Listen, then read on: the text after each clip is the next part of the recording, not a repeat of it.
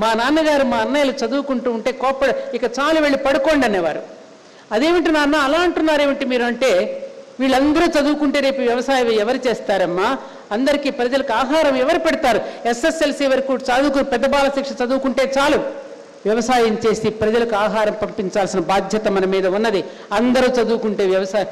నిజంగా అది నిజం అయిందా కాదా? కూలీలు దొరక్క పని చేయక. అందుకనే నేనేమంటున్నానంటే ప్రభుత్వానికి కూడా ఈ రోజున అక్కడ చాలా సంతోషంగా ఉంది, స్పాన్సర్డ్ GHMC వాళ్ళు కూడా ఉన్నారు ఇక్కడ. ప్రభుత్వానికి కూడా నేను ఒక విన్నపం చెప్తున్నాను. అదేమంటే వ్యవసాయం చేసేటప్పుడు మగపిల్లవాడికి అమ్మాయిని ఇవ్వడం లేదని, వ్యవసాయం చేయటం లేదమ్మా అంటున్నారు. అందుకని అమ్మాయి కూడా అబ్బాయి పట్ల ఆకర్షితురాలు కావాలి అంటే అతను వ్యవసాయదారుడు అనకండి, ఏమనాలి, అగ్రికల్చర్ సైంటిస్ట్ అని పిలవండి, అప్పుడు అమ్మాయి ప్రేమిస్తుంది.